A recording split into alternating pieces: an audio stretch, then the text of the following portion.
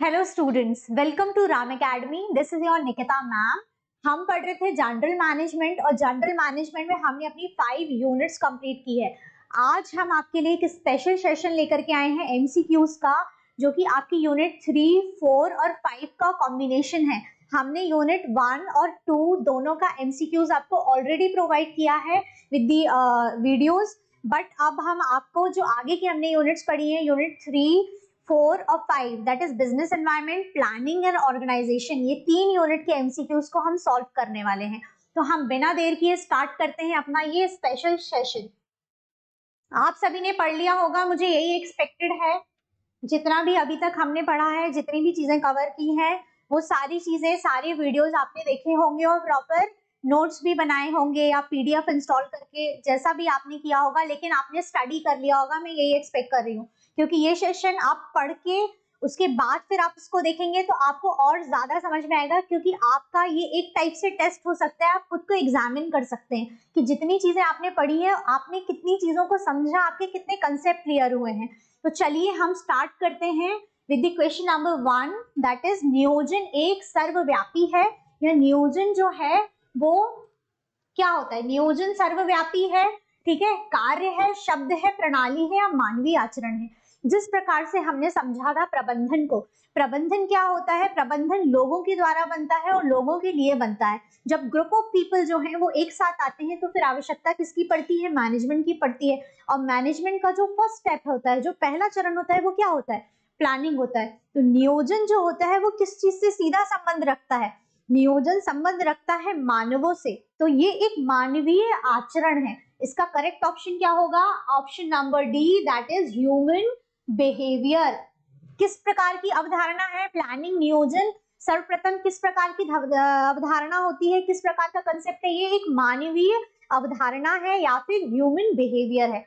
अब देखिए next question is, नियोजन के अंतर्गत किया जाता है, प्लानिंग इज डन अंडर, क्या करते हैं हम प्लानिंग के अंदर? प्लानिंग के अंदर हम फ्यूचर को फोरकास्ट कर रहे होते हैं, प्रिडिक्ट कर रहे होते हैं, फ्यूचर में क्या प्रॉब्लम्स आ सकती हैं, क्या इश्यूज आ सकते हैं, वो सारी चीजों को भी एनालाइज करके हम प्रॉपर प्लान या अपना डेटा तैयार करते हैं, पॉलिसी तैयार करते हैं। तो इसमें कितनी सारी मल्टीपल चीजें आ रही हैं। लाइक यहाँ पर क्या कर रहे हो आप? फ्यूचर को भी फोरकास्ट कर रहे हो, कहीं ना कहीं आप क्या कर रहे हो? फ्यूचर में क्या क्या रिजल्ट्स हो सकते हैं उनको भी आप माइंड में रख करके चल रहे हो जब आप पॉलिसी मेकिंग कर रहे हो। तो ठीक है, तो आप क्या कर रहे हो? कहीं ना कहीं रिस्क क्या हो सकता है, क्या क्या पॉसिबिलिटीज हैं, आप उसको भी देख रहे हैं। आप ये सारी ही वर्किंग कर रहे हैं। तो correct answer is option number D, that is all of the above. अब देखिए आपका नेक्स्ट क्वेश्चन है क्वेश्चन नंबर 3। क्वेश्चन नंबर 3 क्या बोलता है आपको?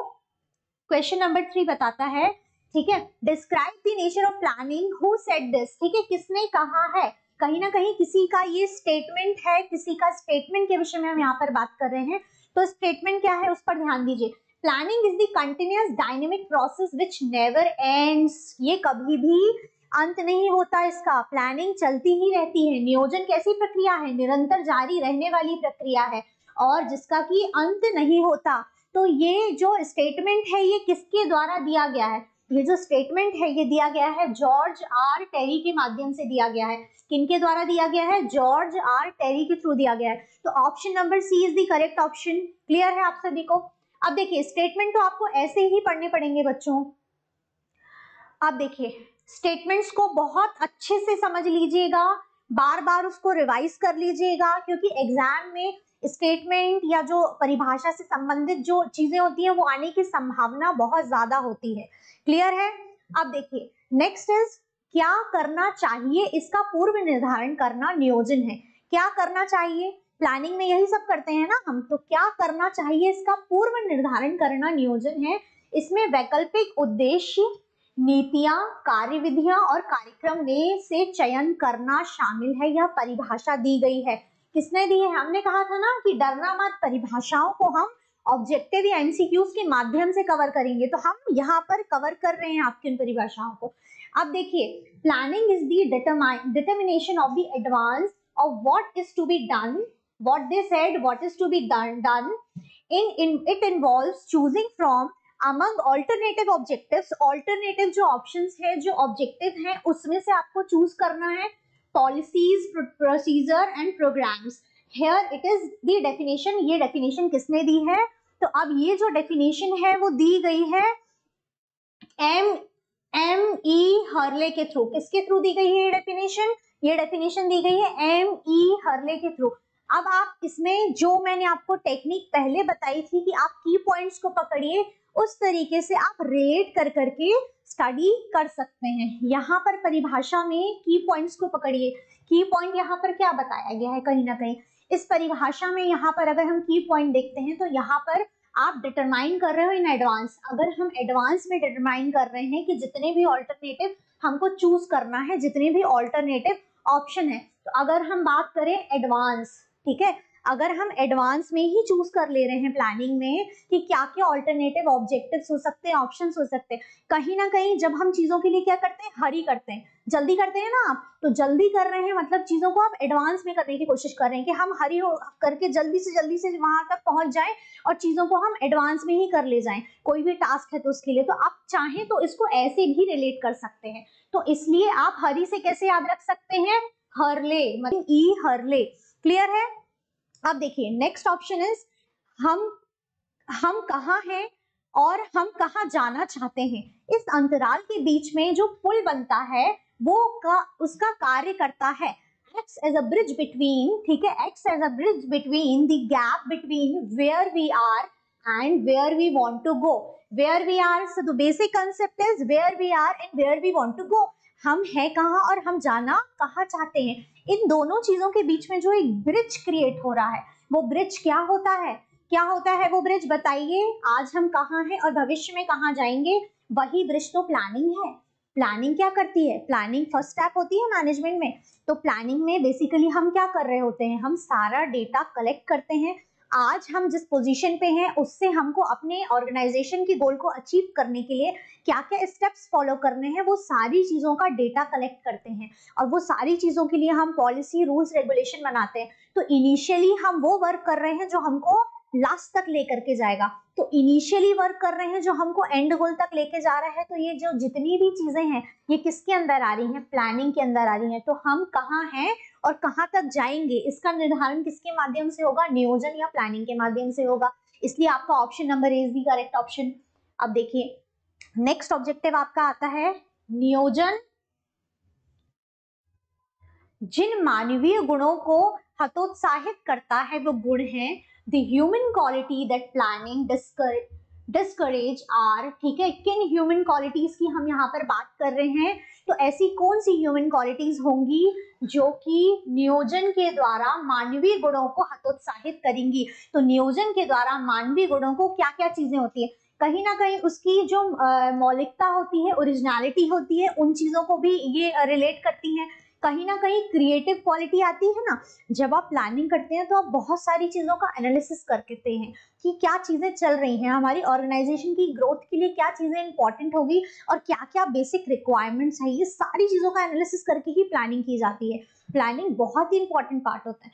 तो आप क्या कर रहे हैं? कहीं ना कहीं ओरिजिनलिटी भी बनी रहे, ऑर्गेनाइजेशन की जो मौलिकता है उसका भी ध्यान रखना होता है हमें। रचनात्मक कहीं ना कहीं गुण, कहीं ना कहीं क्रिएटिविटी भी लाने की कोशिश करते हैं आप ऑर्गेनाइजेशन में कि हमारी ऑर्गेनाइजेशन जो वो क्रिएटिव हो, बेटर क्वालिटी उसमें हो, ये भी करते हैं। कहीं ना कहीं आपका ये एक इनिशिएटिव होता है, एक पहल होती है। कार्य को शुरुआत करने के पहले आप क्या करते हैं? फॉरमोस्ट प्लान करते हैं। तो ये आप एक इनिशिएट ले रहे हैं, एक शुरुआत कर रहे हैं। तो ये सारे ही ऑप्शंस आ जाएंगे। इसलिए आपका option number D, that is all the above, is the correct option. Clear है आप सभी को? अब देखिए नेक्स्ट क्वेश्चन है आपका, नियोजन की प्रक्रिया किसके निर्धारण के साथ प्रारंभ होती है? The process of planning begins with the determination of, किस चीज के डिटर्मिनेशन के साथ स्टार्ट होती है? कहीं ना कहीं आप प्लानिंग में क्या कर रहे होते हो? आपके अंदर एक ऑब्जेक्टिविटी होती है। जब हम प्लानिंग करते हैं तो हम किस चीज के लिए काम करते हैं? ऑर्गेनाइजेशन के गोल को अचीव करने के लिए, ऑर्गेनाइजेशन का जो ऑब्जेक्टिव है उसको अचीव करने के लिए। कहीं ना कहीं माइंड में जो सबसे ज्यादा इंपॉर्टेंट चीज आती है वो क्या आती है? वो आती है लक्ष्य। इसीलिए यहाँ पर भी आपका जो करेक्ट ऑप्शन होगा वो होगा लक्ष्य एवं उद्देश्य, एम एंड ऑब्जेक्टिव्स। नियोजन की जो प्रक्रिया है, जो प्रोसेस ऑफ प्लानिंग है, वो बेसिकली किस चीज को डिटरमाइन करती है, वो कहीं ना कहीं ऑर्गेनाइजेशन के एम और ऑब्जेक्टिव तक पहुंचने के लिए एक डेटाबेस के रूप में हम रेडी करते हैं इसको। इसलिए क्लियर है ये आपका ऑप्शन। अब देखिए हम आगे बढ़ते हैं आपका next option, that is option number 8। अब ये ऑप्शन आपको क्या बोलता है, बिना नियोजन के कोई भी कार्य तीर और तुक्के पर आधारित होता है। अगर प्लान ही नहीं किया, आपने बिना प्लानिंग के कुछ भी स्टार्ट कर दिया तो वो अंधी रेस में बोलते हैं ना कि तीर मारने के समान होता है। तो आपको कुछ भी नहीं पता है और आप डायरेक्टली तीर चला रहे हैं। आपको आपका ऑब्जेक्ट पता होना चाहिए कि ऑब्जेक्ट क्या है। जिस प्रकार से बोला गया था ना अर्जुन को मछली की आंख में तीर मारने के लिए, तो उसको वो ऑब्जेक्ट क्लियर था, उसको वो ऑब्जेक्ट क्लियर था कि उसको किस चीज को टारगेट करना है। इसलिए टारगेट क्लियर होना इज वेरी वेरी इंपॉर्टेंट। तो यहाँ पर भी क्या बोला गया है, बिना नियोजन के कोई भी कार्य तीर एवं तुक्के पर आधारित होगा, जिससे केवल भ्रम उत्पन्न होगा, एक प्रकार का भ्रम उत्पन्न होगा, कंफ्यूजन उत्पन्न होगा। उक्त कथन है, अब ये कथन किसी ना किसी के माध्यम से दिया गया है। तो ये कथन किसने दिया है, ये कथन दिया है GDH कोव ने। किसने दिया है, GDF कोल जो है उन्होंने ये कथन दिया है। तो आप इस चीज को कैसे भी करके रिलेट कर सकते हैं। यहाँ पर तीर और तुक्के से संबंधित जो भी आपका स्टेटमेंट आता है वो किसके द्वारा दिया गया है, GD के द्वारा दिया गया है। किसके द्वारा दिया गया है, GDH के द्वारा दिया गया है। अब देखिए अगला आपका जो MCQs है वो क्या बताता है, planning is the cage. Planning को क्या बोल दिया गया है, cage. Planning is the cage made to catch the future. Who said this statement, किसने बोला है ये स्टेटमेंट, प्लानिंग को एक पिंजरे के रूप में या केज के रूप में किसने बताया है। तो प्लानिंग जो होती है वो फ्यूचर को कहीं ना कहीं एक पिंजरे के रूप में कैद कर लेती है या कहीं ना कहीं कैप्चर कर लेती है। तो इस चीज का ये जो स्टेटमेंट है, ये स्टेटमेंट जो दिया गया है, ये दिया गया है एलन के द्वारा। एलन ने क्या किया है, इस चीज को रिलेट किया है एक केज से, ठीक है, केज से रिलेट किया है। किसने किया है, एलन ने किया है। तो ये क्लियर है आप सभी को। ये इंपॉर्टेंट नेम्स हैं, इसीलिए आप इनको बिल्कुल भी इग्नोर मत कीजिएगा, बहुत अच्छे से प्रिपेयर कीजिए। अब देखिए नेक्स्ट इज मेरी संपत्ति कारखाना सब कुछ ले जाओ। मेरी जितनी भी संपत्ति है, मेरा जितना भी जो भी कारखाने जो भी फैक्ट्रीज हैं, ठीक है, वो सब कुछ ले जाओ। मेरे लिए मेरा संगठन छोड़ दो। मेरे लिए क्या छोड़ दो, मेरा संगठन छोड़ दो। मैं अपने व्यापार को पुनः उसी स्थिति में खड़ा कर दूंगा। अर्थात हार मानने की आवश्यकता नहीं है हमें जीवन में भी। अगर कभी विपरीत परिस्थितियां भी आ जाएं और सब कुछ भी खत्म हो जाए, लेकिन फिर भी हमें हारना नहीं है। हम दोबारा से उठ करके खड़े होंगे और जीवन में सफलता को प्राप्त करेंगे। इस स्टेटमेंट से आपको कहीं ना कहीं एक मोटिवेशन भी मिलता है, जो आपको अपने जीवन में भी ग्रहण करना चाहिए। कितनी भी विपरीत परिस्थितियां हो, लेकिन हमें डरने या घबराने की जरूरत नहीं है।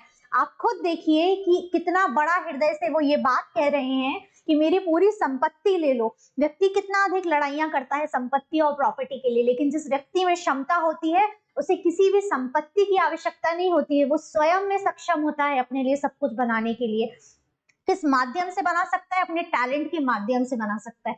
यहाँ पर जो स्टेटमेंट दिया गया है उसमें क्या बोला गया है, उसमें बोला गया है मेरी संपत्ति कारखाना सब कुछ ले जाओ, सभी कुछ ले जाओ, लेकिन मेरी जो ऑर्गेनाइजेशन है उसे छोड़ दो। क्योंकि अगर मेरे पास मेरा संगठन है तो मैं उस संगठन के माध्यम से दोबारा से अपने बिजनेस को एस्टैब्लिश कर लूंगा। मैं फिर से स्टार्ट करूंगा, फिर से शुरुआत करूंगा या फिर से शुरुआत करूंगी और अपने लक्ष्य को हासिल कर कर ही रहेंगे हम। इसी प्रकार से हम अपनी परीक्षा में भी हताश नहीं होंगे। हम बार बार प्रयास करेंगे, लेकिन हम सफलता को प्राप्त करेंगे ही करेंगे। हाँ, तो चाहे होने की बिल्कुल भी आपको डिमोटिवेट होने की आवश्यकता ही नहीं है। लाइफ में मोटिवेशन को बनाए रखिए, पॉजिटिविटी को बनाए रखिए। जीरो से बार बार गिर करके भी उठेंगे तो भी आप अपने लक्ष्य को प्राप्त कर ही लेंगे, अगर आप सकारात्मक रहते हैं तो। देखिए यहाँ पर जो स्टेटमेंट है उन्होंने भी बोला है सारी चीजें ले जाओ, लेकिन इंपॉर्टेंस किसको दी है, उन्होंने संगठन को दी है। यहाँ पर इनके लिए जो पॉजिटिव फैक्टर है वो क्या है, वो उनकी ऑर्गेनाइजेशन एक पॉजिटिव फैक्टर के रूप में दिखाया जा रहा है। किन्होंने ये स्टेटमेंट दिया था, ये स्टेटमेंट दिया था हेनरी फोर्ड ने। किसने दिया था? हेनरी फोर्ड ने कहा था। किसने कहा था? हेनरी फोर्ड ने कहा था कि आप सब कुछ भी ले जा सकते हैं लेकिन मेरी ऑर्गेनाइजेशन संगठन दे दीजिए, मैं वापस से खुद को स्टैब्लिश कर करके दिखाऊंगा। तो ये क्लियर है आप सभी को? अब देखिए अगला आपका ऑब्जेक्टिव क्या बोलता है, which is the following is not the important in planning. क्या इंपॉर्टेंट नहीं है प्लानिंग में? अब इंपॉर्टेंट क्या नहीं है प्लानिंग में? क्या यहाँ पर क्रिएटिविटी इंपॉर्टेंट नहीं है? नियोजन रचनात्मकता को क्या कम करता है? क्रिएटिविटी को कम करता है क्या प्लानिंग? ऐसा हो सकता है? ठीक है, अब अगला क्या है? नियोजन निर्णय लेने को सरल बनाता है। हाँ, ये तो रिलेटेबल लग रहा है हमको, लग रहा है या नहीं? कहीं ना कहीं हमारा डिसीजन मेकिंग जो है उसको फैसिलिटेट तो करता है प्लानिंग। नियोजन निर्देशन की व्याख्या करता है, कहीं ना कहीं डायरेक्शन जो होती है उन चीजों को बताता है कि आप इंफॉर्मेशन जो है उसको कन्वे कर सकते हैं। और last one is planning reduces the risk of uncertainty. Planning क्या करती है? रिड्यूस करती है अनसर्टेनिटी को। तो आप में यहाँ पर जो क्वेश्चन बोला गया है वो क्या बोला गया है? Question not the important in the planning, जो प्लानिंग में इंपॉर्टेंस ही नहीं रखता। तो जो प्लानिंग होती है वो करती क्या है? जब कभी भी आपको नहीं में प्रश्न आता है, ऑब्जेक्टिव में जब कभी भी नहीं लिखा होता है या नॉट इन दी प्रोसेस लिखा होता है, तो आप उस सिचुएशन में क्या क्या ऑप्शंस आते हैं उन पर फोकस कीजिए। यहाँ पर फैसिलिटी करता है, कहीं ना कहीं हेल्प करता है हमको डिसीजन मेकिंग में। प्लानिंग 100% करता है। प्लान हमारे पास होता है तो हम डिसीजन निर्णय ले पाते हैं कि भविष्य में क्या क्या घटनाएं होंगी, उन सभी डेटा को मिला करके ही प्लानिंग होती है, इसलिए ये तो ऑप्शन करेक्ट है। एक्सप्लेन करता है, डायरेक्शन 100% करता है, क्योंकि प्लानिंग जो एक मीडियम है जिससे पॉलिसी रूल्स रेगुलेशन बनते हैं, वही इंफॉर्मेशन तो जो है वो कन्वे होती है ना अपने सबऑर्डिनेट्स तक, जो बाकी के एम्प्लॉइज हैं उन तक वही इंफॉर्मेशन लेकर के जाते हैं। तो कहीं ना कहीं ये कन्वे तो कर ही रहा है इंफॉर्मेशन को, तो डायरेक्शन प्रोवाइड कर रहा है। ये क्या कर रहा है? Reduce the risk of uncertainty. Planning करते टाइम आप फ्यूचर प्रेडिक्ट कर रहे होते हो, तो कहीं ना कहीं क्या क्या चीजें आएंगी, क्या रिस्क होगा, क्या अनसर्टेनिटी है, उन सारी चीजों का एनालिसिस करते हो। तो कहीं ना कहीं ये रिड्यूस कर रहा है ना रिस्क को, कि ये चीजें ना आए, इसके लिए ही हम सारी चीजों को एनालाइज करके प्लान बनाते हैं, प्रॉपर प्लान बनाते हैं। तो ये सारे ऑप्शन करेक्ट, मतलब कि ऑप्शन नंबर 1 क्योंकि नहीं है, ये एक क्रिएटिव काम है। प्लानिंग करने से क्या होता है? क्रिएटिविटी बढ़ती है ना कि घटती है। तो आपका जो ऑप्शन नहीं में पूछा गया है उसका आंसर क्या होगा? Option number A, that is नियोजन रचनात्मकता को कम करता है। अब देखिए अगला ऑब्जेक्टिव आपका आता है नियोजन प्रक्रिया का अंतिम चरण। हमने देखा था नियोजन प्रक्रिया, ठीक है, the last step of the planning process. Last step क्या होता है?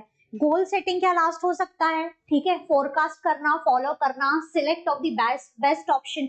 तो कहीं ना कहीं ये सारी चीजों में लास्ट ऑप्शन क्या होगा? आप क्या करते हैं जब प्लानिंग करते हैं तो आप चीजें स्टेप बाय स्टेप लेकर के चलते हैं।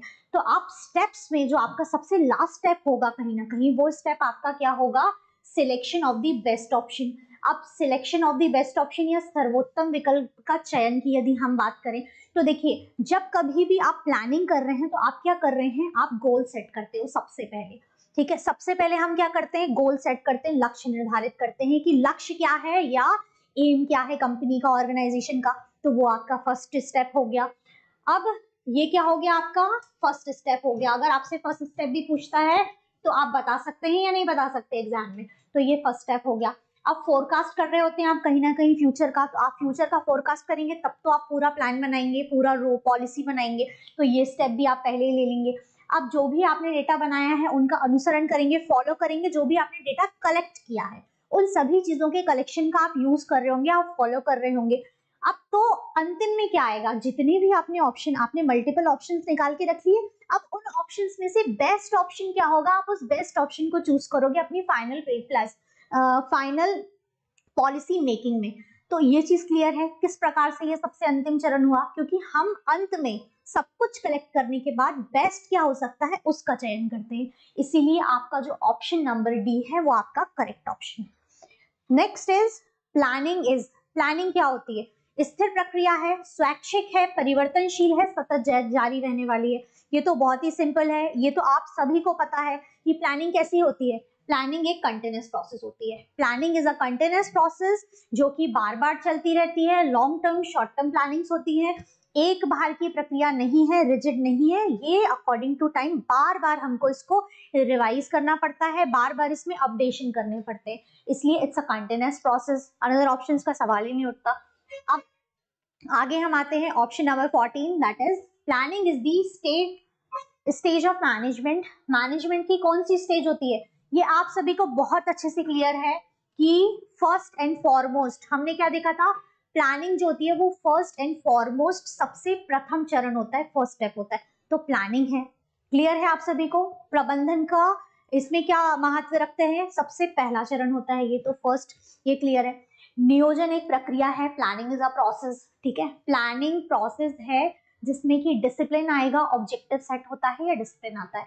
प्लानिंग में क्या होता है आप सभी बताइए, प्लानिंग में डिसिप्लिन या अनुशासन है, क्यों नहीं है, प्लानिंग में डिसिप्लिन, रूल्स रेगुलेशन आप कब बनाते हैं, रूल्स रेगुलेशन प्लानिंग में ही तो सेट करते हैं ना, पॉलिसी मेकिंग कब होती है, प्लानिंग के माध्यम से ही होती है। तो आप प्लानिंग जब कर रहे हैं तो कहीं ना कहीं डिसिप्लिन तो आ गया, उसमें डिसिप्लिन आ गया। अब ऑब्जेक्टिव सेट करते हैं, ये तो हम सभी जानते हैं कि हम क्या कर रहे हैं, ऑर्गेनाइजेशन के ऑब्जेक्टिव को ध्यान में रखते हुए प्लानिंग कर रहे हैं, तो ऑब्जेक्टिव्स भी आ गया। तो ऑप्शन नंबर सी, ए और बी, ठीक है, both A and B is the correct option, ये क्लियर है आप सभी को। अब देखिए हम आते हैं नेक्स्ट ऑप्शन पर, दैट इज 16 नंबर, ठीक है, व्हाट दे सेड, ठीक है, while planning the management has to make some assumption about the future, what are these called, ठीक है, फ्यूचर को लेकर के कुछ ना कुछ अजम्पशन लगाता है प्लानिंग, क्योंकि हम कहीं ना कहीं फ्यूचर को प्रिडिक्ट कर रहे हैं, फ्यूचर का प्रिडिक्शन करना या फोरकास्ट करता है प्लानिंग, तो उस चीज को हम क्या बोल रहे हैं यहाँ पर उस चीज को आप कैसे रिप्रेजेंट करेंगे, उसको हम क्या बोलते हैं या उसको किस चीज के माध्यम से रिप्रेजेंट करेंगे। तो ये जो भी कुछ हो रहा है, एक जो अजम्पशन लग रहा है, अजम्पशन लगना, या फिर हम इसको बोल सकते हैं कि ये एक परिकल्पना करना होता है, हाइपोथेसिस करना होता है। हाइपोथेसिस करते हैं आप प्लानिंग करने में, कहीं ना कहीं परिकल्पना करते हैं कि भविष्य में ये घटनाएं हो सकती हैं, ये समस्याएं हो सकती हैं, या ये अवसर हमें मिल सकते हैं फ्यूचर में, तो इन सारी चीजों की परिकल्पना करता है प्लानिंग। तो ये चीज आप सभी को क्लियर है। नेक्स्ट ऑप्शन देखिए, ऑप्शन नंबर 17, नियोजन प्रक्रिया के निम्नलिखित चरणों के सही क्रम को पहचाने, identify the current sequence of the following steps in the planning process. हम स्टेप्स चेक कर रहे हैं, सीक्वेंस को बताना है। हमने प्लानिंग की बात की, प्लानिंग में सीक्वेंस में हमने अभी भी देखा था ना, प्रथम चरण क्या है, द्वितीय क्या है, तो कहीं ना कहीं प्लानिंग करते टाइम हम स्टेप्स को फॉलो कर रहे होते हैं। तो अब वही स्टेप्स जो हैं यहाँ पर किस प्रकार से आप इनको सीक्वेंस में जमाएंगे। सो फर्स्ट ऑप्शन आपका बताता है developing base, another one is determination of the objectives, evaluation of the alternatives या identification of the alternative courses of action. इनमें से हम करेक्ट ऑप्शन कैसे जमाएंगे इसको। सबसे पहले क्या करते हैं, जब कभी भी प्लानिंग करते हैं तो सबसे जो फर्स्ट स्टेप आएगा वो क्या आएगा, लक्ष्य या फिर ऑब्जेक्टिविटी को हम फर्स्ट स्टेप बोल रहे थे। क्यों बोल रहे थे, क्योंकि कहीं ना कहीं प्लानिंग में सबसे पहली चीज जो आपके माइंड में होनी चाहिए वो क्या होनी चाहिए, आपको लक्ष्य पता होना चाहिए, आपको जो उद्देश्य है कंपनी का वो पता होना चाहिए। तो ये फर्स्ट स्टेप हो गया कहीं ना कहीं। अब इसके अलावा नेक्स्ट क्या होगा, जब हमने ये कर लिया तो फिर आप क्या करोगे, कहीं ना कहीं विकासशील आधार बनाओगे कि भाई हमको उद्देश्य पता चल गया है, अब डेवलपमेंट के लिए क्या काम करना है हमको, इसको इम्प्रूव करने के लिए। तो अनदर स्टेप आपका क्या आएगा, आपका विकासशील आधार आ जाएगा।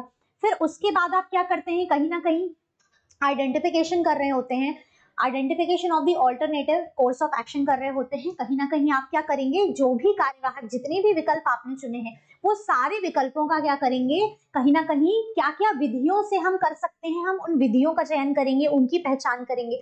जब आपने ये सारे स्टेप्स ले लिए, आपने ऑब्जेक्टिव को आइडेंटिफाई किया, आपने उसको डेवलप करने का प्रोसेस देखा, फिर आपने क्या किया, उन चीजों की आपने मेथड्स निकाली या ऑल्टरनेटिव कोर्सेज जिसको हम बोल रहे हैं यहाँ पर, या मेथड्स चूज की।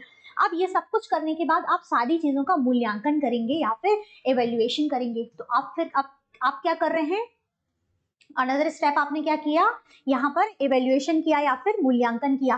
तो आपने क्या किया, सबसे पहले ऑप्शन नंबर क्या आपने चूज किया, आपने सबसे पहले क्या किया, कहीं ना कहीं ऑब्जेक्टिव देखा। तो इस प्रकार से आप समझ सकते हैं कि हम इसमें से जो बेटर ऑप्शन है उसको कैसे चूज करेंगे। सबसे पहले आपका ऑप्शन क्या आया, option number 2, that is objectivity. Option number 2 is the first option. फिर हमने फर्स्ट ऑप्शन लिया था, उसके बाद सेकंड नंबर पर आपका क्या आ गया था, डेवलपमेंट आ गया था। थर्ड नंबर पे आपका आया था option number 4, that is option number 4। फिर क्या लिया था हमने लास्ट में इवेल्युएशन कर रहे थे, तो ऑप्शन नंबर 3। तो आप सभी को क्लियर है किस प्रकार से हमने ऑप्शन नंबर ए को चूज किया है यहाँ पर। अब देखिए हम आगे बढ़ते हैं, बहुत ही सिंपल है, जनरलाइज उसको पढ़ेंगे ना तो बिल्कुल भी टफ नहीं है, इसलिए इस प्रकार के क्वेश्चंस को देख करके एग्जाम में घबरा मत जाना, क्योंकि कुछ है नहीं उसमें खास, बस आप थोड़ा सा अपना माइंड यूज करो, सॉल्व हो जाएगा क्वेश्चन। अब देखिए planning is a process, planning एक प्रोसेस है, ये हम सभी जानते हैं।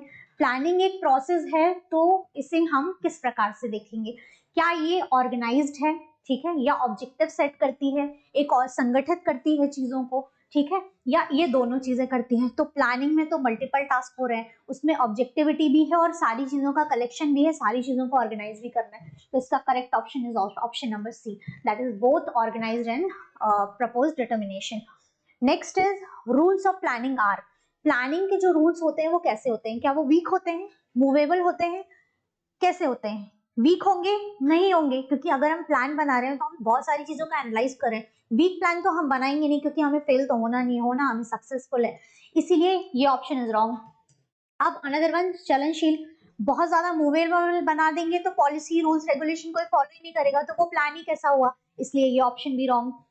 हार्ड, कठोर, हाँ, क्योंकि हम यहाँ पर नियम बना रहे हैं, रूल्स बना रहे हैं ना, पॉलिसी बना रहे हैं, रूल्स और पॉलिसी कैसी होती हैं, कठोर होती हैं और जटिल होती हैं, और वो बनानी भी आवश्यक होती है ताकि जो काम है वो सिस्टमेटिक हो सके, इसलिए आपका करेक्ट ऑप्शन क्या हो गया, ऑप्शन नंबर सी।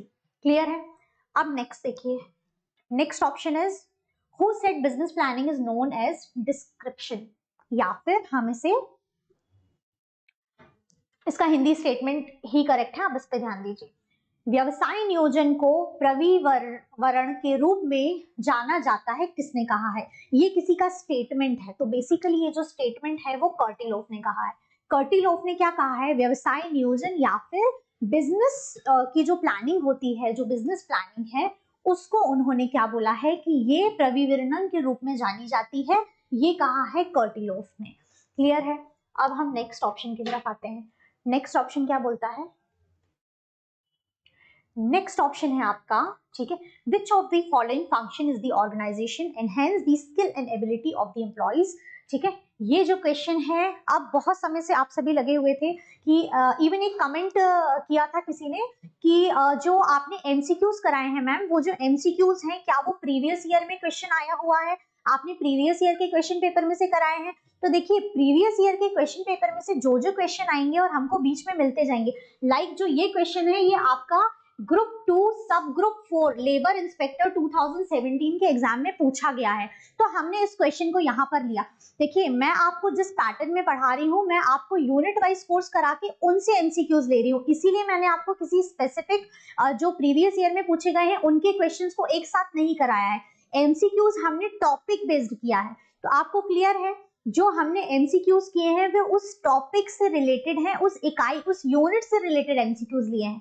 प्रीवियस ईयर में जितने भी एमसीक्यूज आई हैं उनको भी हम कवर कर लेंगे, आप बिल्कुल भी वरिड मत होइए, एमसीक्यूज छूटेंगे नहीं, चाहे वो आपके प्रीवियस ईयर के किसी एग्जामिनेशन में पूछे गए हो, क्योंकि 1 या 2 इस प्रकार से एग्जाम हुए हैं पीईबी के माध्यम से जिसमें कि मैनेजमेंट ऐड किया गया था, उसके बाद अब आपके पटवारी की परीक्षा में ऐड किया गया है। तो आपके पास प्रीवियस ईयर के जो भी डेटा होगा, जो भी क्वेश्चंस होंगे, उनको भी हम लास्टली कवर करेंगे। तो अभी हम टॉपिक में से रिलेट कर रहे हैं, लाइक ये वाला जो क्वेश्चन है, ये आपका टॉपिक चूंकि मैं पढ़ा चुकी हूँ, इसीलिए इस क्वेश्चन को मैंने आज आपको यहाँ पर प्रोवाइड किया है। तो अभी डाउट क्लियर है ना आपका, बिल्कुल भी ये मत सोचिए कि मैम कमेंट नहीं पढ़ रही है, कमेंट बकायदा मैं पढ़ रही हूँ, आपका जो भी डाउट और क्वायरी है उनको हम रिजॉल्व करेंगे, टेंशन मत लिया करो। चलिए अब देखिए यहाँ पर जो क्वेश्चन है हमारा वो क्या बोल रहा है, एक संगठन में निम्न में से कौन सा कार्य कर्मचारियों के कौशल और क्षमताओं को बढ़ाता है, यहाँ पर कौन सा ऐसा कार्य होता है, ठीक है, एक संगठन में कौन सा ऐसा कार्य होता है, किसी भी संगठन की बात करें जो कर्मचारियों के कौशल और क्षमता को बढ़ाने का कार्य करता है। कर्मचारियों की कार्य कुशलता को बढ़ाने के लिए उन्हें क्या दी जाती है, उन्हें ट्रेनिंग दी जाती है, क्लियर है ना, प्रशिक्षण दिया जाता है। जब कभी भी लगता है कि कोई भी स्किल जो है वो उनमें और इम्प्रूव करनी है या उनको स्किल को और ज्यादा बढ़ाना है, तो उस चीज के लिए क्या करते हैं, हम उनको ट्रेनिंग प्रोवाइड करते हैं। कुछ न्यू अपडेशन होता है तो उसके लिए क्या किया जाता है, उनको ट्रेनिंग दी जाती है। क्लियर है आप सभी को ये पॉइंट, किस प्रकार से ये ऑप्शन हमने प्रशिक्षण चूज किया। अब देखिए आगे बढ़िए, अब आप समझिए कि कितने सामान्य प्रश्नों को पूछा गया था, बिल्कुल भी कठिन नहीं था। अगर आप कॉमन सेंस भी लगाएंगे तो आप खुद समझ पाएंगे कि किसी भी कर्मचारी को इम्प्रूव करने के लिए, उसकी कैपेसिटी को, उसकी वर्किंग परफॉर्मेंस को एनहांस करने के लिए आप क्या प्रोवाइड करोगे, उसको आप ट्रेनिंग दोगे, आप क्या उसको। अब देखिए बाकी के ऑप्शंस आप खुद ही देखेंगे तो आप समझ पाएंगे कि ये ऑप्शंस एप्लीकेबल होते ही नहीं थे, ठीक है। आप कहीं ना कहीं क्या उनके डेवलपमेंट के लिए, इंडिविजुअल पर्सन के डेवलपमेंट से आपकी ऑर्गेनाइजेशन को क्या बेनिफिट है, हम तो ऑर्गेनाइजेशन के बेनिफिट के लिए काम कर रहे हैं, तो उनकी वर्किंग कैपेसिटी को हम उनके डेवलपमेंट नहीं ऑर्गेनाइजेशन की लिए कर रहे हैं, लेकिन हम किस चीज के माध्यम से कर रहे हैं, प्रश्न ये था। तो यहाँ पर लोकेशन तो चेंज कर नहीं देंगे, तो ये ऑप्शन, ठीक है। एडमिशन कर रहे हो क्या आप किसी का, यहाँ पर स्कूल है या कॉलेज है, ठीक है, नहीं ना, एम्प्लॉइज की परफॉर्मेंस बढ़ानी है, तो कॉमन सेंस से भी ये क्वेश्चन सॉल्व किया जा सकता था कि ये ट्रेनिंग या प्रशिक्षण है। अब आप समझे किस प्रकार से हम अपने आयामों को विकसित कर रहे हैं प्रबंधन पढ़ के, जिससे कि इस प्रकार के सामान्य प्रश्नों को हम सामान्य रूप से हल करके आगे बढ़ जाएं। चलिए आगे देखिए, निम्न में से कौन संगठन का सिद्धांत नहीं है, which of the following is not a principle of organisation, ठीक है, क्या है। अब principle of exception, principle elasticity of principle, या द प्रिंसिपल ऑफ स्पेशलाइजेशन, या principle of hierarchical of need. कहीं ना कहीं अगर हम देखते हैं यहाँ पर जो पूछा गया है, ठीक है, अब हम प्रिंसिपल नहीं है, कौन सा सिद्धांत नहीं है। देखिए प्रिंसिपल ऑफ एक्सेप्शन तो है, क्योंकि कहीं ना कहीं जब हम प्लानिंग के या हम ऑर्गेनाइजेशन के प्रिंसिपल की बात करते हैं तो ऑर्गेनाइजेशन के प्रिंसिपल में अपवाद भी आते हैं। कोई भी प्रिंसिपल, क्या बोला था, कोई भी जो प्रिंसिपल है वो ऐसा नहीं होगा, समय के अनुरूप जो भी परिवर्तन लाने पड़ेंगे उनको हम चेंज करेंगे या नहीं करेंगे, चेंज करेंगे, तो वो चीजें फिक्स्ड नहीं होंगी, इसलिए अपवाद का सिद्धांत भी है हमारे पास। कहीं ना कहीं इलास्टिसिटी ऑफ प्रिंसिपल या लोच का सिद्धांत, या फिर फ्लेक्सिबिलिटी जिसे हम बोल सकते हैं, फ्लेक्सिबिलिटी भी होती है क्योंकि हम चेंज करेंगे, जैसे हमने फर्स्ट प्रिंसिपल से देखा कि अपवाद का सिद्धांत है कि जो भी आज प्रिंसिपल्स बने हैं, चाहे वो हमने साइंटिफिक पढ़ा था या हेनरी फ्यूल के द्वारा पढ़ा था, पर उन्होंने क्या स्टेटमेंट दिया था, उन्होंने कहा था कि ये हमेशा लाइफ टाइम के लिए फिक्स नहीं है, समय की डिमांड के हिसाब से परिवर्तित भी किया जा सकता है। तो जब परिवर्तित किया जा सकता है तो उसमें एक इलास्टिसिटी है, फ्लेक्सिबिलिटी है, इसलिए ये भी एक सिद्धांत है कहीं ना कहीं संगठन के लिए। Next is principle of specialisation. Specialisation तो है, ऑर्गेनाइजेशन में हम स्पेशलाइज्ड कोर्स करते हैं ना, स्पेशलाइज स्टडी करते हैं अलग अलग चीजों की, तभी तो एक बेटर ऑर्गेनाइजेशन में अलग अलग डिपार्टमेंट्स हम डिवाइड करते हैं, इसलिए स्पेशलाइजेशन भी है, तो ये भी है। तो मतलब आपका ऑप्शन क्या आ रहा है यहाँ पर, नहीं क्या है, तो principal of hierarchical of need, मतलब क्रमबद्धता का सिद्धांत। यहाँ पर क्रमबद्धता जैसी चीज नहीं आती, क्योंकि जो जैसी जैसी रिक्वायरमेंट होती है, हर ऑर्गेनाइजेशन की अपनी अपनी रिक्वायरमेंट है, उसके अनुरूप यहाँ पर जो क्रम है वो सेट किया जाता है, कोई एक स्पेसिफिक सिद्धांत क्रमबद्धता का लागू नहीं होता, इसलिए करेक्ट ऑप्शन आएगा आपका ऑप्शन नंबर डी। अब देखिए नेक्स्ट हम आते हैं, नेक्स्ट ऑप्शन है हमारा, ठीक है, which of the following statement is inconsistent, या फिर निम्नलिखित में से कौन सा कथन असंगत है, जो संगति नहीं रखता। ऑर्गेनाइजेशन इज ऑब्जेक्टिव, ठीक है, organisation deals with the group of people, ठीक है, organisation can be of both formal and informal type, all the options are correct. देखिए ऑर्गेनाइजेशन ऑब्जेक्टिविटी भी रख रहा है, ऑर्गेनाइजेशन जो है वो ग्रुप ऑफ पीपल से डील कर रहा है, क्योंकि ऑर्गेनाइजेशन बनता ही ग्रुप ऑफ पीपल के लिए है, ठीक है। Organisation can be both formal informal, हमने लास्ट क्लास में पढ़ा था, फॉर्मल इनफॉर्मल दो टाइप के ऑर्गेनाइजेशन होते हैं, तो ये ऑप्शन भी क्लियर है। लास्ट ऑप्शन क्या दिया है, formal organisation is formed spontaneously, तो जो औपचारिक संगठन है वो अनायासली बनाया जाता है, क्या ऐसा करेक्ट है, अनायास तो नहीं बनाया जाता। फॉर्मल ऑर्गेनाइजेशन के बेटर वर्क और लॉन्ग टर्म सस्टेन करने के लिए बनाया जाता है, इसीलिए यहाँ पर आपका जो करेक्ट ऑप्शन आएगा, जो असंगत है कथन, जो कि हमारी ऑर्गेनाइजेशन के लिए सूट नहीं करता, वो ऑप्शन क्या है, ऑप्शन नंबर डी। क्लियर है आप सभी को। अब देखिए हम आगे बढ़ते हैं, आपका next option, option number objective number 24।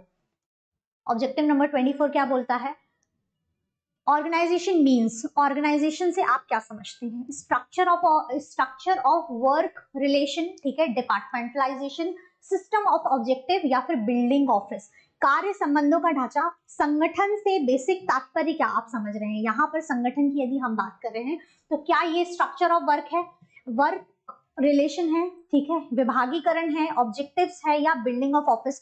क्या हम ऑफिस बना रहे हैं ऑर्गेनाइजेशन का मतलब हम एक बिल्डिंग खड़ी कर रहे हैं क्या? केवल ऑर्गेनाइजेशन में तो मल्टीपल चीजें होती हैं, क्या बिल्डिंग बनाना उद्देश्य है? बिल्डिंग तो रेजिडेंशियल भी हो सकती है, जरूरी तो नहीं है कि बिजनेस पर्पज से ही बनाई जा रही हो। तो क्या वो संगठन का स्वरूप होगी? नहीं ना। इसका जो करेक्ट ऑप्शन आएगा, कार्य संबंध का ढांचा या फिर structure of organisation, work relation.